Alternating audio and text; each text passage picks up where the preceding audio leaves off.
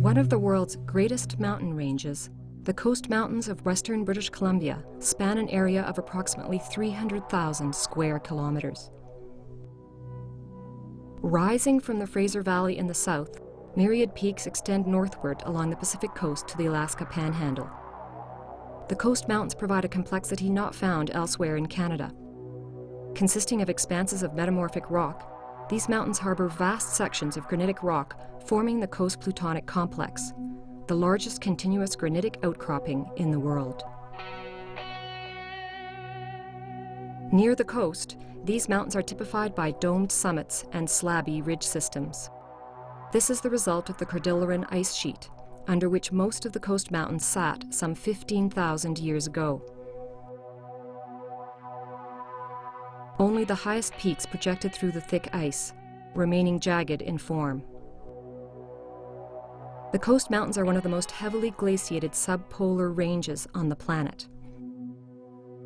Several southerly regions exhibit stark geologic evidence of volcanic origin.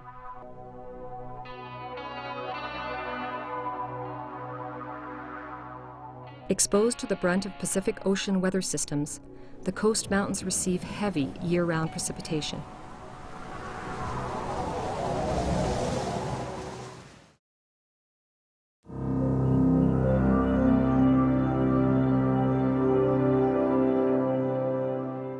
Our story about the exploration and preservation of the Coast Mountains begins with the native inhabitants of the West Coast. It is clear that many of the more accessible passes and summits were visited regularly by First Nations hunters and gatherers. Ancient trade trails weaved from seashore into the Alpine. There was no word for wilderness. Necessity bred exploration, not a desire to climb mountains. No records were kept. It seems doubtful that early humans had good reason to venture onto higher and dangerous ice-clad summits. The earliest exploration of the Coast Mountains by Europeans was sporadic. Trappers and prospectors made forays into unmapped areas throughout the 18th and 19th centuries. Although remarkable journeys were achieved, no one exhibited an interest in climbing peaks that were better avoided than confronted. It is generally accepted that the birth of mountaineering on the coast was sparked not by climbers in search of peaks, but by North Shore hunters in search of game. Typical of such an ascent was the first recorded ascent of Vancouver's West Lion, known by local natives before settlement as the Two Sisters. At 4 a.m. in July 1889, legendary chief Joe Capilano and two native companions began a hunting foray from a beach encampment on Howe Sound. The party included a paying client, Dr. Henry Bell Irving, who was known to enjoy climbing for climbing's sake. At the end of the day, it was the stubborn pursuit of mountain goats that forced Bell Irving to follow his native guides to the summit of the West Lion, where he claimed the first recorded ascent. From an evening camp at the West Lion's base, one of the native guides repeated the route naked in 20 minutes return, timed by Bell Irving himself. Rumored for years to be impossible, the ascent of the West Lion by Bell Irving slowly became known. The North Shore peaks took on a new allure.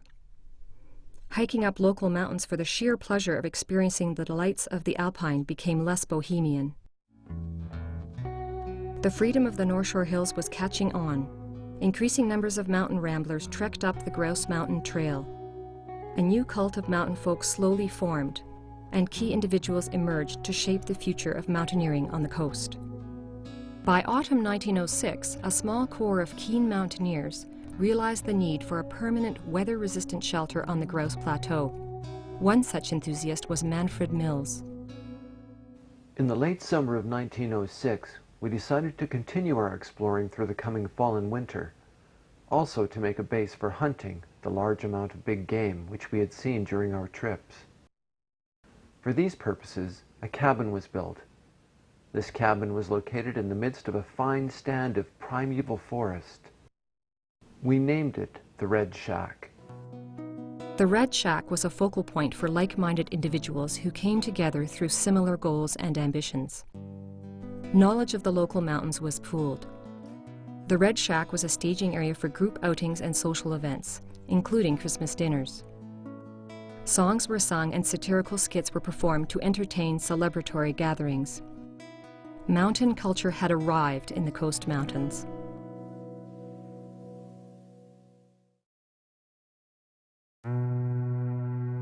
For many years, the mysterious peaks north of Vancouver beckoned to ambitious adventurers. One mountain dominated. Its summit was thought to be well over 3,000 meters above sea level. The mountain was known by First Nations as Tsikai, meaning dirty snow. Newer arrivals called it Mount Garibaldi, a name given by a British sea captain in 1860 after an admired Italian patriot, Giuseppe Garibaldi. Several unrecorded attempts to climb Mount Garibaldi in the early 1900s produced little result, barely cresting the tree line. The first recorded attempt came in July 1905, when T. Price, D. Gray, A. King, and A. Dalton failed to reach the summit due to dangerous snow conditions.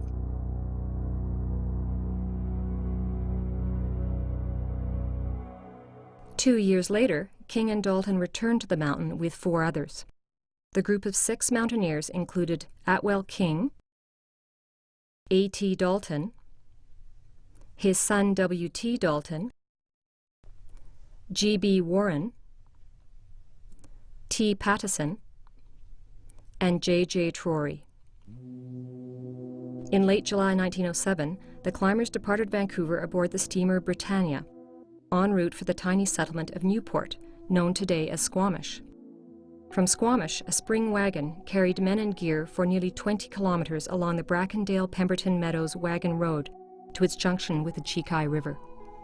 The men continued towards their objective on foot up the Chekai River drainage, and then into inevitable bush and steep wooded slopes.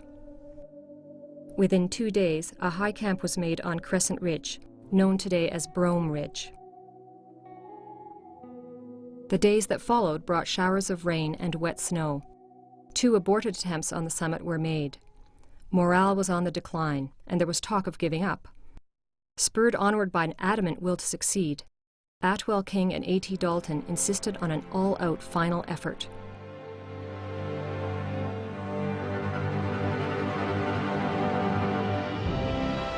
In a kind of trance, we at last crawled up a ridge of soft, clean snow and found ourselves standing on a flat, bare rock, with only the 4 winds about us and the heavens above us. One of our young guides planted a Union Jack, and we realized that a virgin peak was conquered. King, Dalton and son, Warren, Pattison and Trory succeeded in climbing Mount Garibaldi.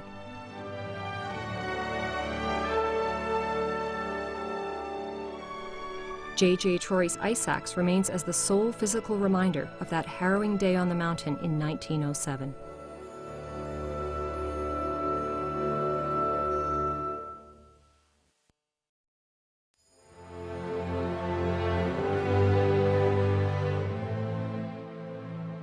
Success on Mount Garibaldi was widely publicized.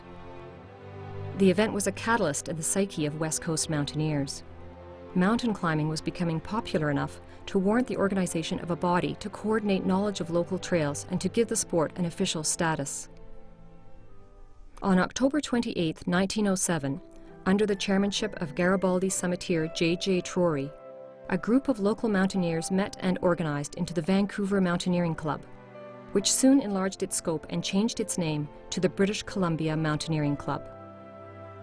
Alongside J.J. Trory, 2 other Garibaldi summiteers were charter members, W. Dalton and Atwell King, the club's first treasurer. Soon after the inaugural meeting, the membership forged a constitution that has endured for a century. A crest was designed that featured popular peaks near Vancouver. The first elected president of the newly formed organization was J.C. Bishop, affectionately known as Pa. Pa Bishop was a man of smooth integrity who had risen to popularity naturally among North Shore regulars. On November 15, 1907, Pa Bishop formally raised the club pennant at the Hotel Capilano. The hotel was a popular staging area for club excursions. Bishop's presidency lasted for 3 formative years, until he became the club's first honorary president in 1910. President Bishop was the first to advocate the Mount Garibaldi area as a park reserve for future generations.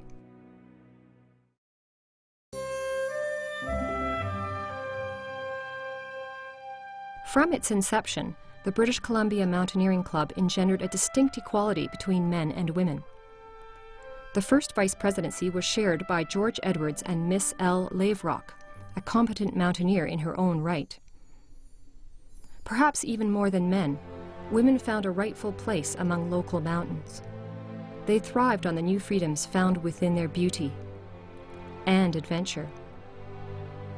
Women expertly carried out leadership roles throughout the history of the club.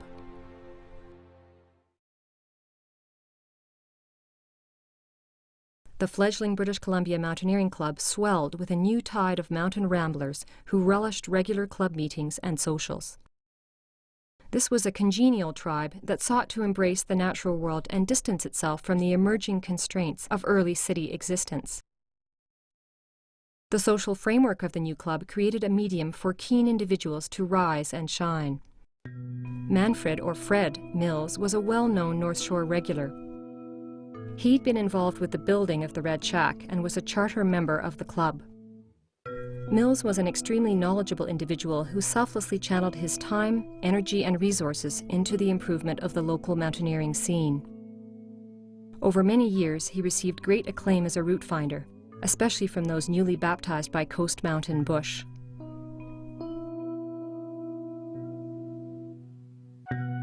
It seemed only logical that Fred Mills should be the BCMC's first director of excursions. No easy task, it rested upon the trip director to coordinate and, when necessary, lead large groups of mountaineers safely to and from their mountain objectives. Fred Mills approached his duties nimbly. He extolled the ideal of those less experienced, learning necessary mountaineering skills from seasoned members of the club. In 1908, Mills' reputation as a climber of the highest standards became indisputable when he led the groundbreaking first ascent of the Camel, a block of vertical rock adjacent to the summit of Crown Mountain.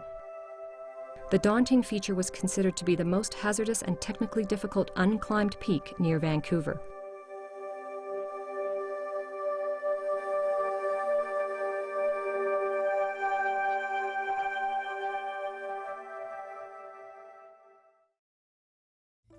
1910 to 1912 were vital years within the BCMC. The summer of 1910 brought the first British Columbia Mountaineering Club summer camp, held at Round Mountain, near today's Heather Meadows, south of Mount Garibaldi.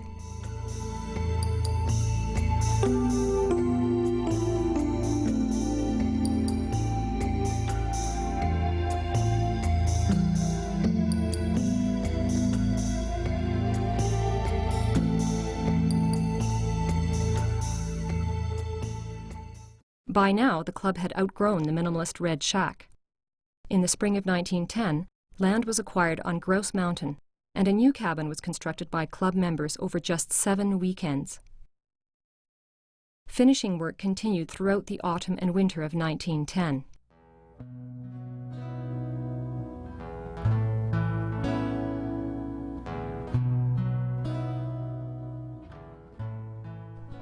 A grand opening celebration took place in February 1911. Dinner was served and a melodrama was enacted that gave as much fun to the actors as to the audience. In 1912, one of Fred Mills' ardent young protégés was elected club president. Billy Gray was a shooting star. A charter member of the club, Billy Gray was diplomatic and energetic. He participated in many club first ascents. His contribution to the growth of local mountaineering was significant. Unfortunately, the one-room club cabin, built just 2 years earlier in 1910, lacked enough room for the steadily increasing club membership. There was only one communal sleeping quarter, where men and women slept at opposite ends of the room. Under Billy Gray's new presidency, a pitched roof was added. The renovation allowed separate sleeping quarters. Over several seasons of steady refinement, the clubhouse became a comfortable and attractive gathering place.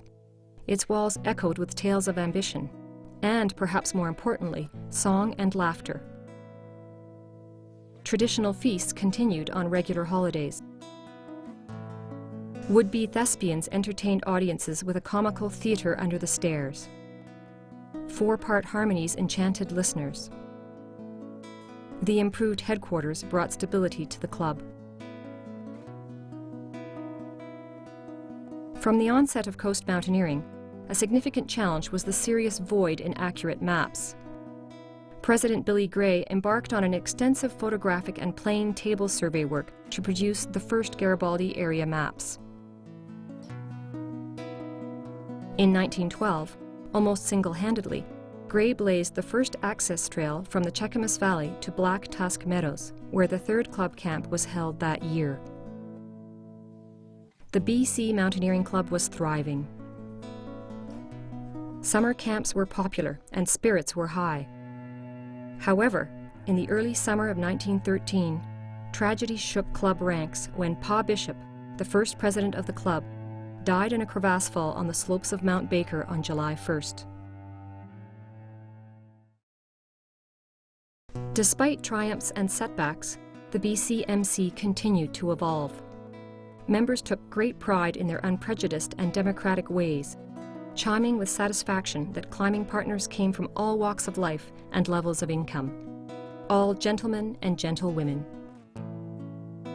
Experts and hobbyists united through common interests. Botanical, geological, and entomological sections formed. These subgroups of the BCMC eventually resulted in the Vancouver Natural History Society. The first annual BCMC publication arose from a vast accumulation of exploratory and scientific knowledge collected by the club. Entitled The Northern Cordilleran, the thickly bound journal contained as much information about living things and the need for conservation as it did about mountains and mountain climbing. By winter 1913, Fred Mills' career responsibilities with the Canadian Pacific Railroad had grown, and a new trip director was required. The task of stepping into Mills' large shoes was not an easy prospect, but no one was better suited to it than Tom Files. Files would emerge into prominence as the club's longest-serving trip director. World War I brought a noticeable decline of men within the club, since many of them enlisted. Women members kept the BCMC alive by embracing administrative duties and organizing weekly club outings. Miss E.B. Fowler was elected as the first woman trip director, having charge of the organization and guidance of mountain trips. The post-war period brought revitalization and momentum. Exploration of the local mountains continued with renewed zest. All was well until a blow was felt throughout the Vancouver mountaineering community. On July 10, 1917, Billy Gray drowned with a colleague in the Kootenay River while working on a geographic survey. Gray would be missed. Throughout the 1920s, activities continued with increasing numbers and success. This was due mainly to trip director Tom Files. Tom Files was described as a mild-mannered climber. In domestic life, he was a family man and earned his living as a postman. But his true calling came as one of the Coast Mountain's most gifted exploratory mountaineers. Despite a somewhat shy persona and an unassuming occupation, Files possessed an inner fire that exuded unusual drive, common sense, self-confidence, and great courage. He was a natural climber, and as club trip director, he instilled a sense of utter trust and confidence into all who journeyed into the mountains with him. Eventually, he and the BCMC became synonymous. Files' first ascents number in the dozens. Solo first ascents included the North Peak of Black Tusk, the Table, and, after 3 attempts over several years, the southwest peak of the remote Judge Howe. Eventually, club activities became so numerous that a committee replaced trip director duties. As the BCMC's longest-serving trip director, Tom Files inducted many young men and women into the challenges and rewards of the mountains. Neil Carter was just such an inductee. Carter joined the BCMC in 1920 at the age of 17. Within 4 years, he accomplished the first ascents of Wedge Mountain, Mount Turner, and Diavolo. Bright and academic by nature, Carter went on to a university education at UBC. Further PhD studies in Germany led to mountaineering experience in the Swiss, Japanese, and New Zealand Alps. But Carter's allegiance was always to the coast mountains of BC, where he undertook many ambitious projects, including an early expedition to the Lillooet icefield, and later a valiant attempt on Mount Waddington, where his friend Alec Dalgleish was killed. Carter matched his prolific mountaineering with a penchant for cartography. He refined Billy Gray's original map of the Garibaldi area and undertook mapping of the Tantalus Range. An exemplary character of good humor and unfailing generosity, Neil Carter was widely reputed to be one of the finest mountaineering companions one could ever hope to find. The 1920s continued significant effort by the BCMC to preserve the invaluable environs of Mount Garibaldi. For nearly 2 decades, the club held annual summer camps in the Black Tusk and Mount Garibaldi meadows, and assisted other groups, such as the Mazamas and the Seattle Mountaineers, to hold camps there. The strategy was to draw public attention towards protecting the entire area as a park. As early as 1915, BCMC President Charles Chapman convinced a Vancouver MLA to induce an order of council within the provincial government concerning the future of the area. On April 28, 1920, the provincial government deemed the area surrounding Mount Garibaldi a reserve for park purposes. In 1926, a club camp of 83 people, to which the public was invited, rallied supporters to the Garibaldi cause, and the Garibaldi Park Act was legislated on March 7, 1927. The unflagging efforts of BCMC members had helped secure one of the most beautiful parks in the world.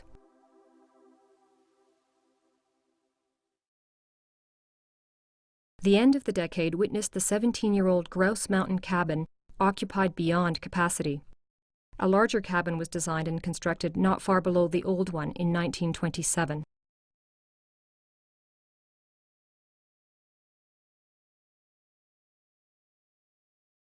During winter months, skiers and snowshoers gravitated towards the less crowded rolling knolls of Mount Seymour.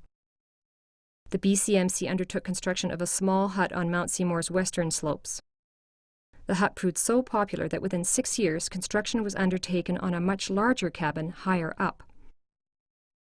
The club had successfully diversified its interests and provided greater scope for members on Grouse Mountain and Mount Seymour. During the early 1930s, 2 club members gained notoriety within the mountaineering community.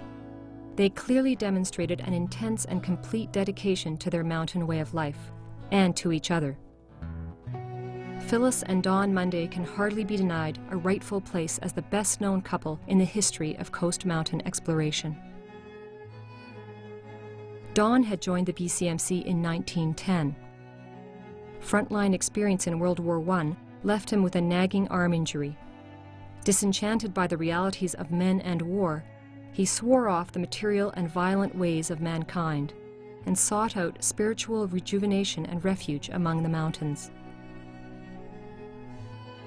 Shortly after immigrating with her family from Ceylon to Canada, Phyllis James spent several years in the mountains of the West Kootenays before moving to Vancouver. Don Munday met Phyllis James in 1918. Then finally I met Don, and he was a climber. I belonged to the BC Mountaineering Club at that time. We met quite often, of course, on their trips.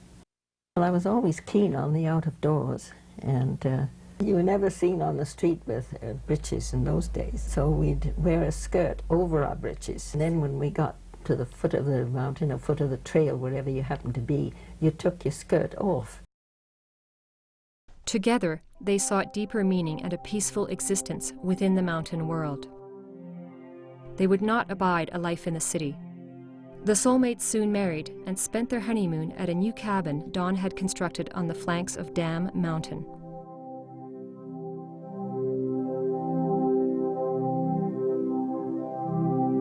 In 1921, the unit of 2 turned into 3 with the birth of their daughter, Edith. A new dependent raised the usual concerns about livelihood.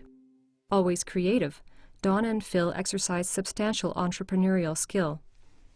They were hired to carve a horse trail from the Lynn Tram Terminal and build a cabin on Grouse Plateau, where they served tea, baked goods, and hot soup to travelers on the Grouse Mountain Trail. Besides mountaineering, writing was a great passion of Don's. He submitted articles about club outings to Vancouver newspapers. In 1923, Don began a commitment to the BCMC as the first editor of a new monthly newsletter entitled The BC Mountaineer. By 1925, mountaineering in the Coast Mountains had been contained within a 100-mile radius of the city of Vancouver. Very little was known about the vast area of coastal peaks further north. During a pleasant lunch atop Vancouver Island's Mount Arrowsmith, a torch was lit by the sight of a distant giant. In Don's words,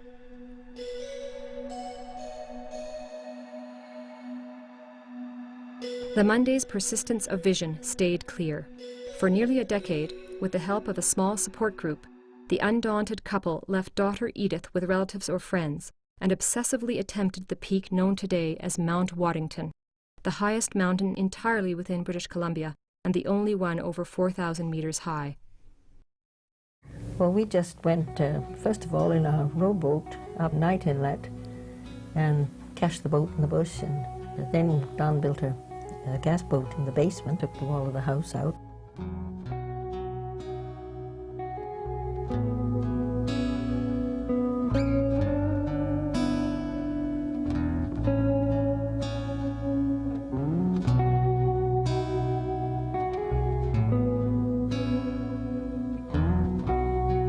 In 1928, on their third attempt, they succeeded by full moonlight in reaching the slightly lower northwest summit at dawn. They would reach this summit twice over the next 2 years, but the main summit continued to disallow their presence. Their persistent and heroic exploits are recorded in Don's book, Mystery Mountain. 1934 marked the end of the Munday's attempts on Mount Waddington. So many people, I find, they don't see anything really, but actually you can see everything from under your feet to the sky above you. Finally, in 1936, Fritz Wiesner and Bill House forged a way to the main summit. Hearing news of the ascent, Phyllis Munday revealed insight and placid self-philosophy.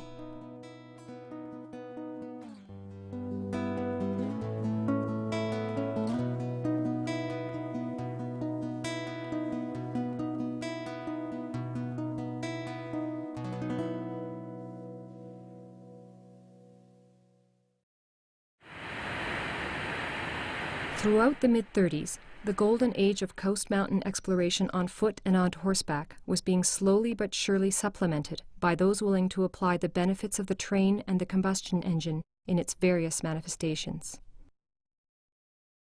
This rare archival footage from 1933 provides stirring evidence of a new revolution in coast mountain approaches.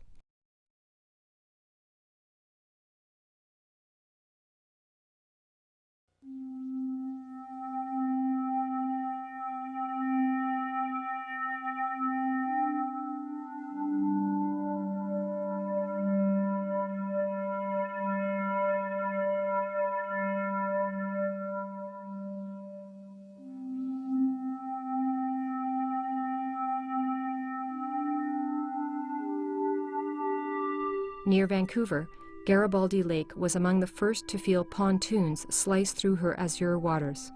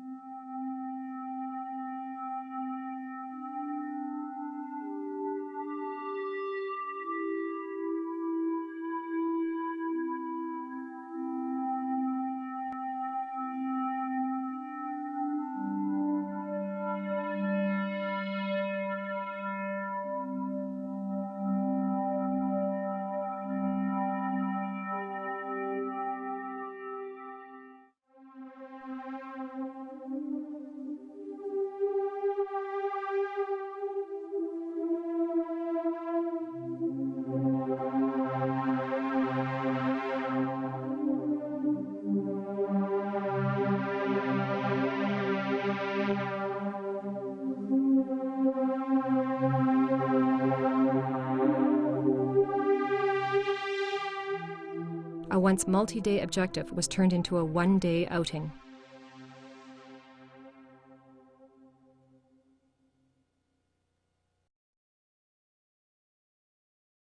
During the 1940s, the Mountain Emergency Squad organized to assist the RCMP and the BC Forest Service in general search and rescue. The operation attracted many BCMC members. In the 50s, the squad evolved into the Mountain Rescue Group, the predecessor of North Shore Search and Rescue.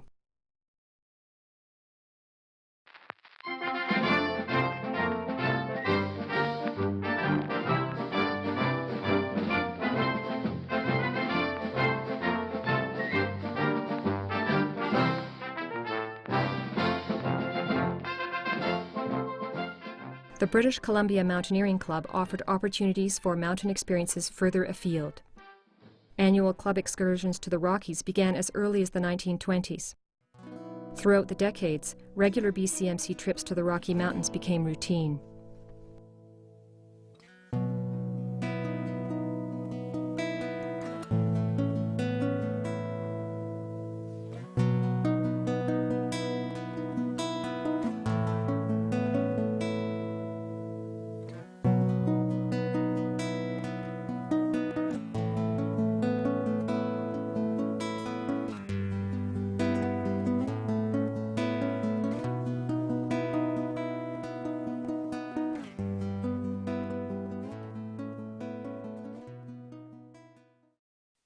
The 1950s and 60s ushered in a huge European influence to the coast mountains. Techniques and technology honed in France, Germany, New Zealand, and Switzerland brought new standards. New routes were accomplished up popular peaks as European focus envisioned lines of greater technical difficulty. The influx of European mountaineers brought a new wave of vitality to the coast mountains. These climbers harbored a deep love of mountains and relished the untracked wilds of their new home, the coast mountains.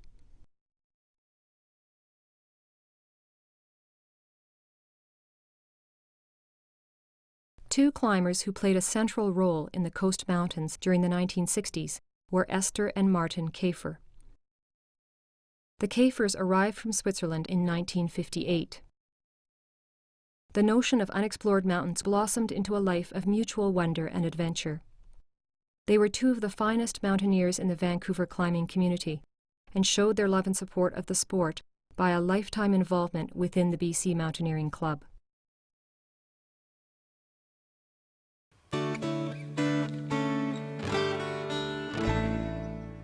Esther and I have been married for 52 years. And we have been climbing together for 54 years. One of the things that you got to understand is that we are married because we are both mountaineers. That's the way we got together. So it's been essential to our marriage. The qualities I have admired in Esther ever since we know each other is her perseverance.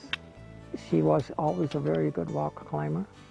And I was more into snow and ice, and the two of us made a good team. We have enjoyed many, many mountaineering trips together. I first joined the BCMC in 1960 because Esther wanted me to go on some climbs with her together. Very often at the time, we took turns. Like she would go on a climb on one weekend, and next weekend I would go, because we had little kids at the time. In the 60s and 70s, when we did our exploratory climbing, it was harder to get into the mountains. Therefore, the club organized these things. So sometimes we had 12 people, up to 16. But we never climbed together. We always went into little groups, which formed quite naturally. What I also found about the BC Mountaineering Club was, in essence, it did more to encourage the women to be part of the club. In Switzerland, the Alpine Club consisting only of men, and they did not allow women climbers. When I came to Canada, I found there was no difference, male or female, and very, very often I was climbing with just men alone, or on occasions I was the leader for about 12 men. On the many climbing trips I've been on, I cannot recall when there ever was a problem, me being a woman and they being men. Women and men can get along very well in the mountains because they both share the same ideals: exercise, beauty, comradeship. So in my mind, it really never bothered me too much being a woman amongst a lot of men. I admire the women I read about that climb the big mountains in the Himalayas and so on. But they're not really my heroes. I don't think climbers should be a hero. For me, the mountains are the only church. And standing on a mountain is as good as for another person is doing a prayer. That's the equivalent. In my mind, God is in the nature, and being close to nature and on the mountain is the same as having a religion. For many people, that's not the case. But if you want to equate mountains with the church, I'm quite in agreement. It can be done. For me, that's the way it works. Climbing is a lot of hard work, but that is just a challenge. Can I do it? Am I strong enough? The payoff of standing on top of a mountain is this glow that you get of having achieved a goal that you set yourself. It's the challenge, it's the joy of climbing.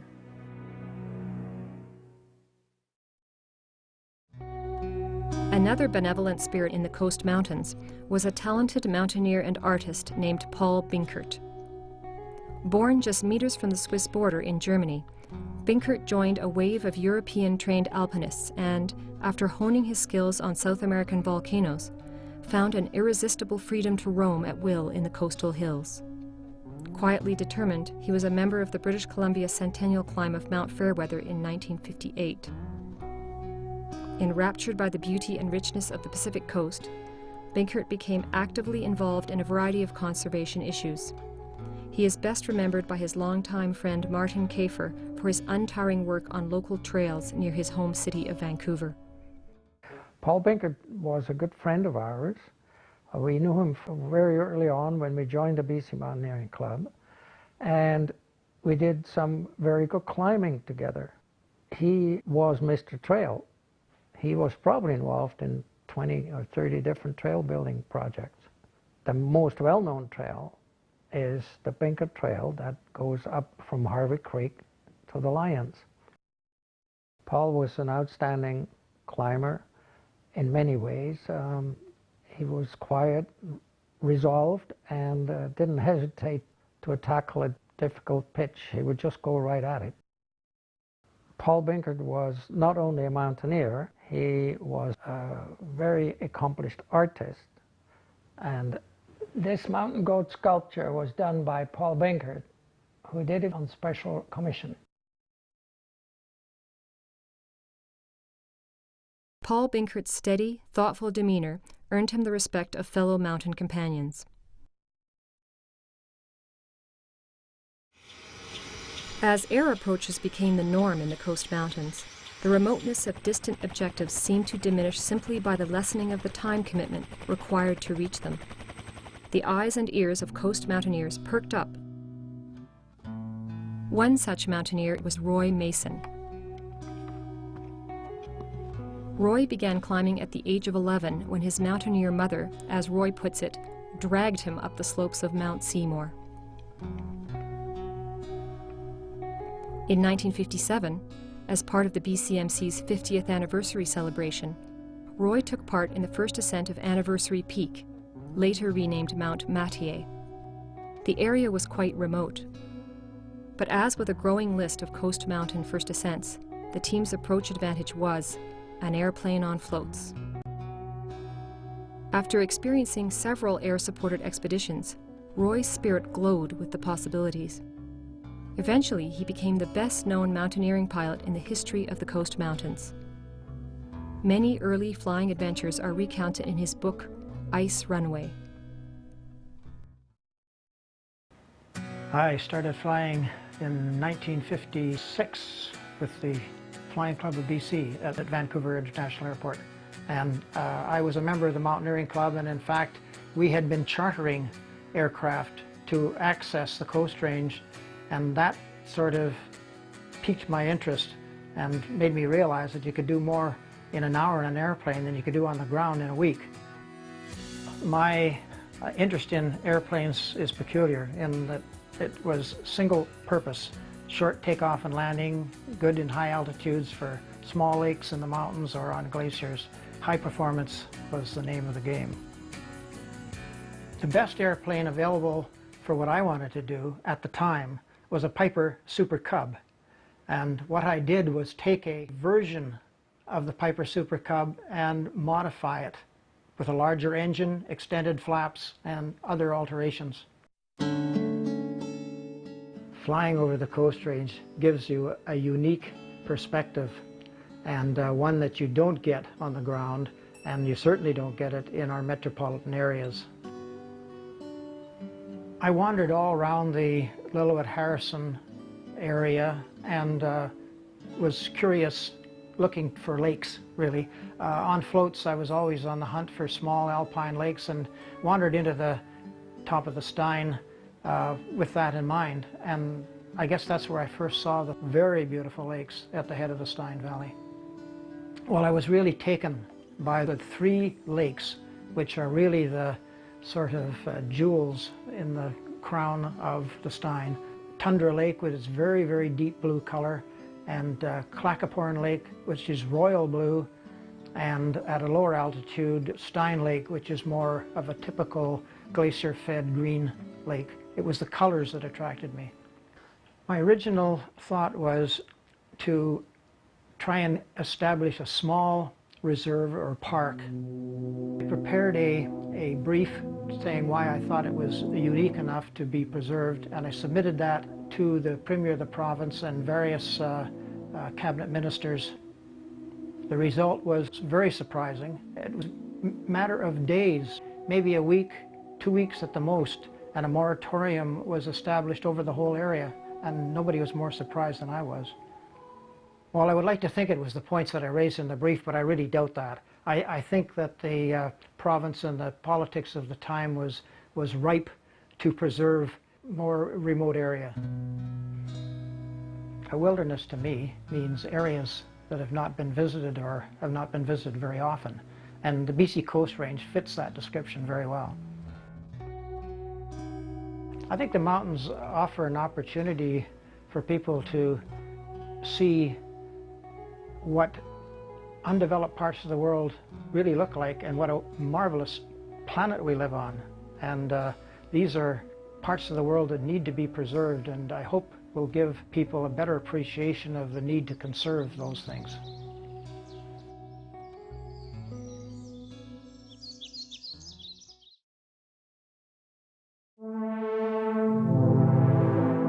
Due to vandalism and easier access by road or by ski lift, the BCMC cabins on Grouse Mountain and Mount Seymour steadily fell into disuse. In the late 60s, BCMC membership approved the sale of these assets, with the strategy of using the proceeds to build huts in suitable, more remote mountaineering areas. A unique Gothic arch construction designed by BCMC member Hugh Batzer was the design of choice. The term Batzer hut was adopted, and soon efforts were made to place these shelters in strategic locales throughout the coast mountains. Two huts, the Wedgemount and Russet Lake huts, were built with financial assistance from the Provincial Parks Department and then donated to Garibaldi Park. Most noteworthy of the BCMC huts is the Plummer Hut, which was built on Claw Ridge in the Mount Waddington area. The Plummer Hut is named after Paul Plummer, a BCMC member and mountaineer who tragically perished with his family aboard their private plane.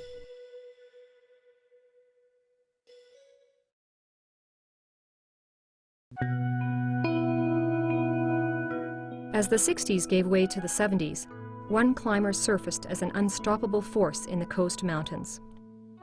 Described by a close friend as being a very unusual young man, Dick Culbert is best known for uncanny route-finding skills and an almost superhuman ability to steadily climb up the most rotten rock imaginable. With Herculean ambition and the energy of youth, Dick Culbert imbued self-reliance. His education and profession as a geologist provided a diverse academic knowledge that few possessed within the mountainous lands he thrust himself into. Long, remote alpine traverses gave way to serious technical routes up difficult peaks. A consummate mountaineer and the author of The Alpine Guide to Southwestern British Columbia, Dick Culbert's little-known passion for writing poetry provided a way to express his mountain spirit.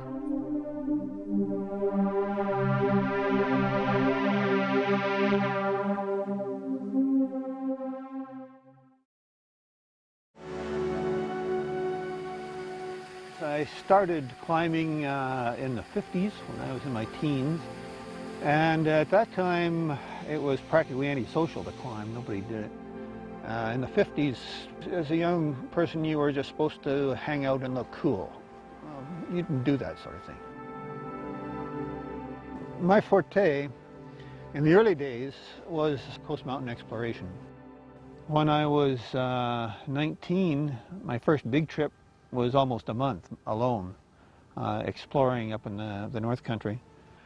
And then gradually, as things got more explored, got into doing more difficult routes in the mountains.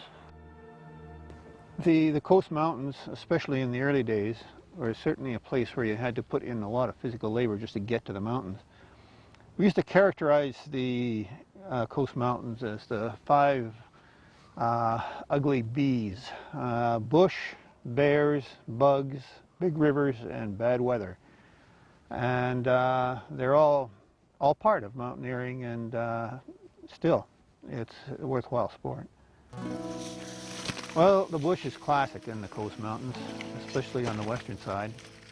And it's one of those things that you learned early in those days. But there were times when we would be held to just 1 or 2 miles of travel and a full day of struggling. The worst run-in with a bear was with a grizzly. Actually, it was up in the Bowen Lakes area in the mountains when I was working with the Geological Survey of Canada. For once, I was actually wearing a gun, courtesy of the survey.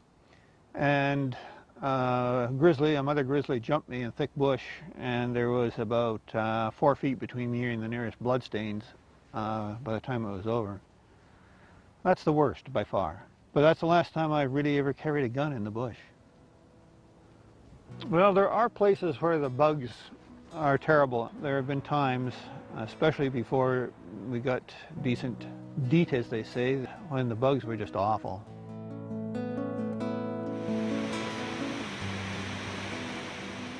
The rivers in the coast mountains, well, with all that rainfall, glaciers and everything else, it's not surprising.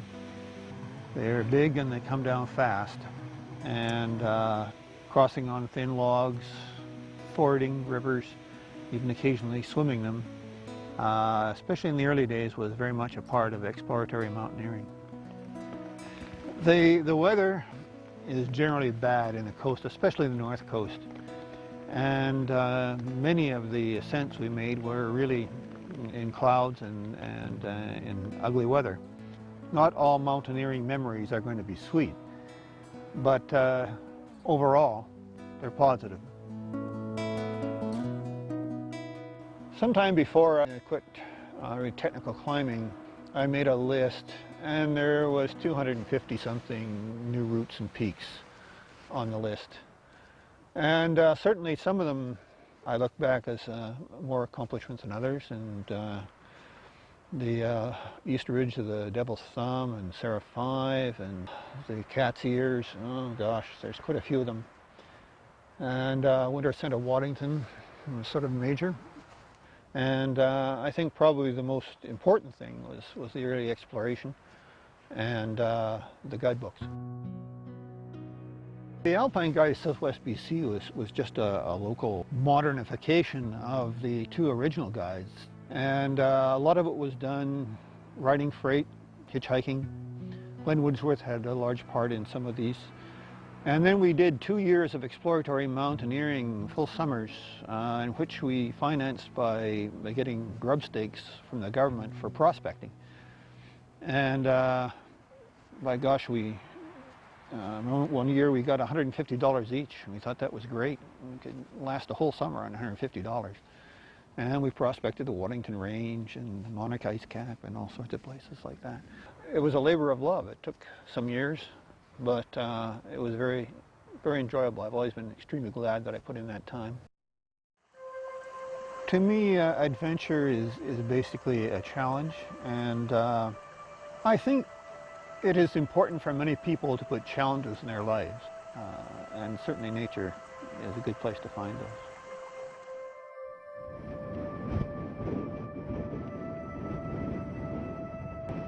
When I'm not in the city, the mountains are really where I prefer to be.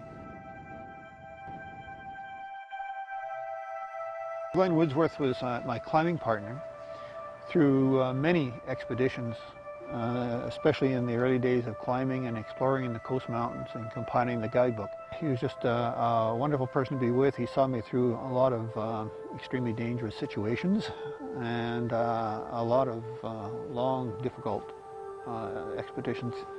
And I can't say enough good about him, really.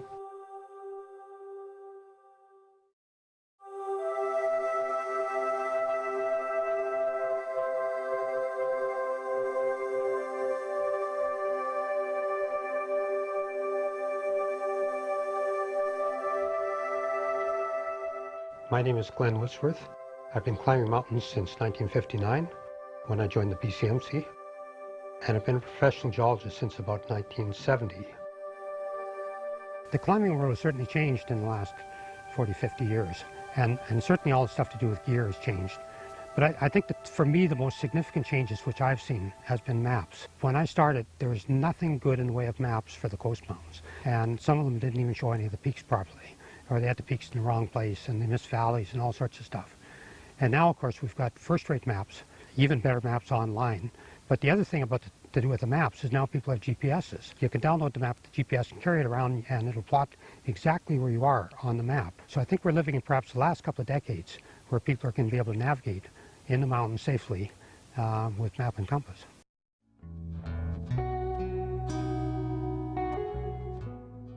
To me, adventure implies an element of risk in the activity. If there's no risk, then I think that it's not really an adventure. But it can be any sort of little element of risk to it, whether it's not necessarily losing your life or falling down a crevasse or anything like that. And it's not always necessarily physical. It could be an adventure of the mind, which requires looking at new concepts and new things in a way which you haven't looked at them before.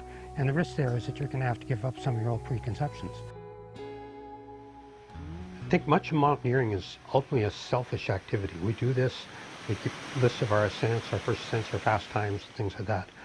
And there's really nothing in it for society.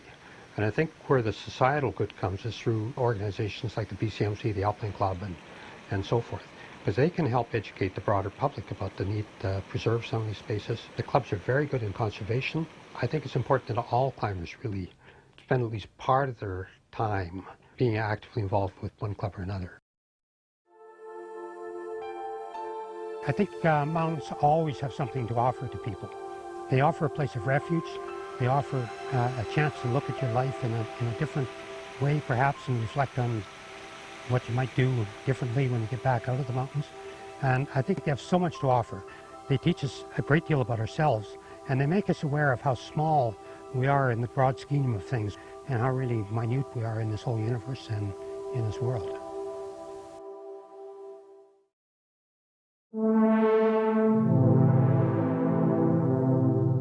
Within the realm of those who travel into the untouched landscapes, there are those whose hearts remain.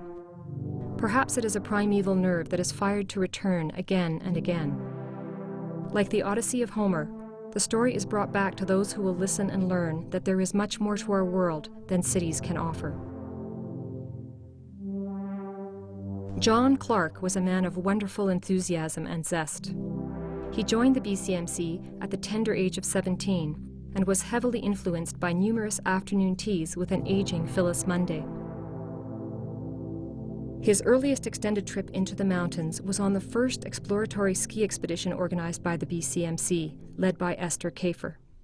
John Clark, I've always been very, very fond of him. First time I met him was when he applied to come on an expeditionary ski trip with the BCMC.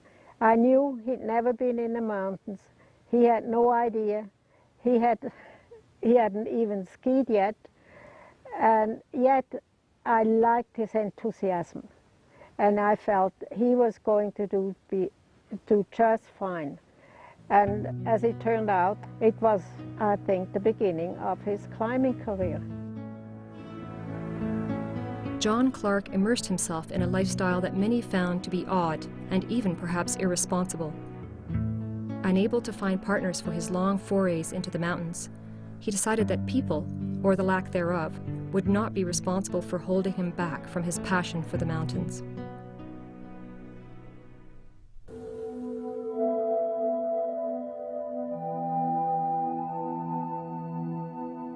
After about 10 days, 2 weeks, something like that, something happens. And you get into that phase where you do get a sense of the landscape in a primeval kind of a way. It's almost as if you've unlearned everything that you knew about your city existence, and you've sort of stepped into another reality.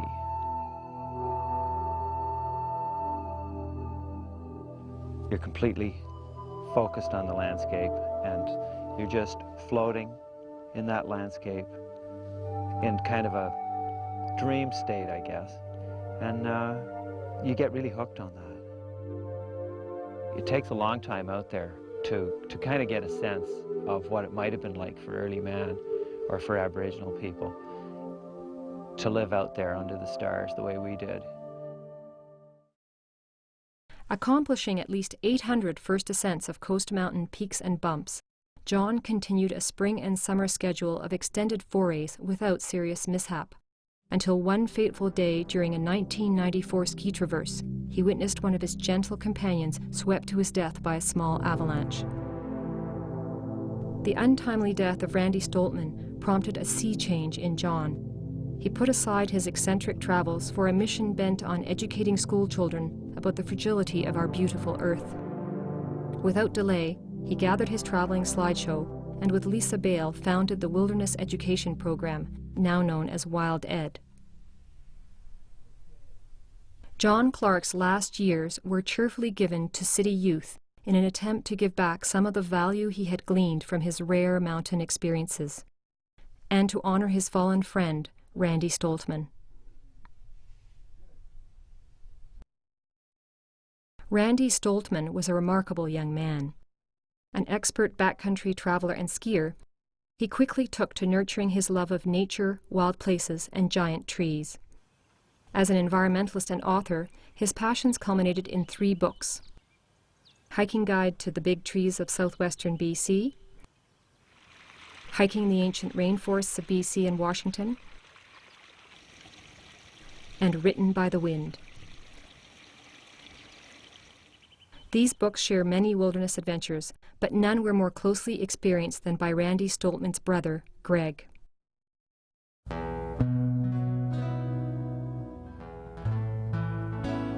My name is Greg Stoltman. I've been going into the mountains for about 25 years.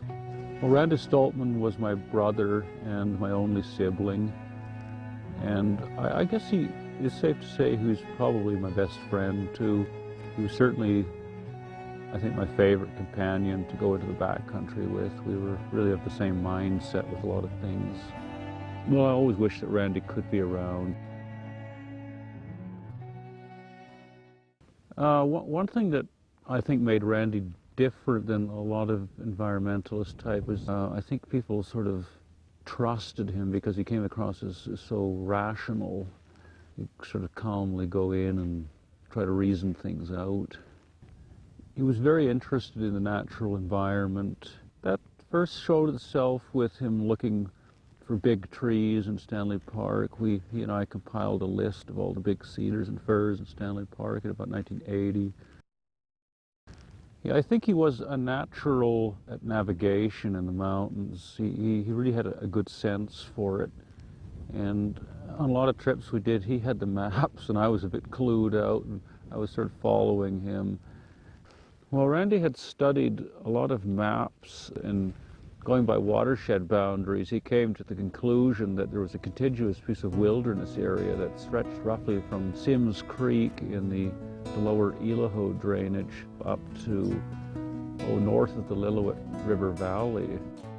I know in 1993 he did a 3-week trip with some other people right through the heart of this area, and there's some really beautiful country in there. And there was one incident where there were a lot of people who he thought should have been interested in this, and the response was very poor in the interest level, people wanting to see the proposal, and he was really disappointed. He was actually very angry. He said, if people here don't show interest, there's no hope.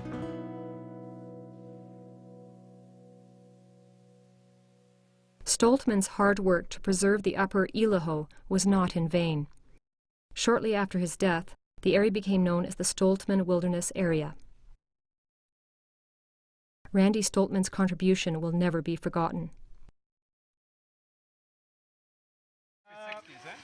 Early 60s. Yeah, very similar to my own. About 1960. Luxury. Yes. Was there anything else? In 2007, 100 years after the first ascent of Mount Garibaldi, a group of British Columbia Mountaineering Club members returned J.J. Trory's ice axe to the summit. Dressed in period clothing for the event, the climbers celebrated a century of British Columbia Mountaineering Club heritage.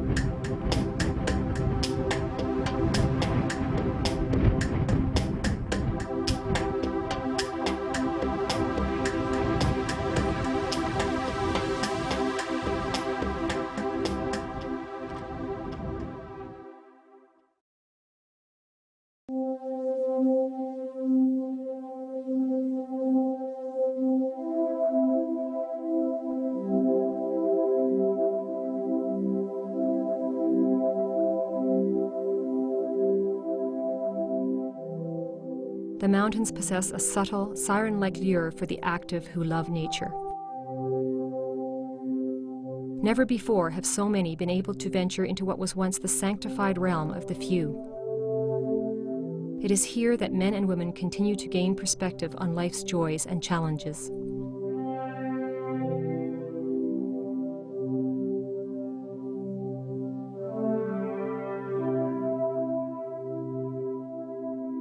In the end, there are as many reasons why people climb as there are climbers.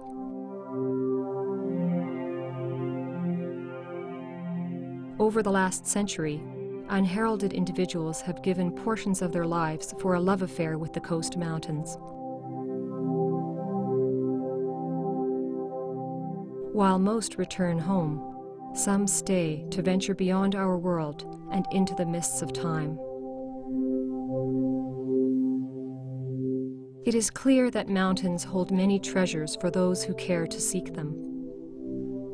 Their beauty is given as a gift to all. Wildflowers adorn them as jewels. Their solitude and silence, a spirit song. Their bounty is the sparkling waters that nourish the earth.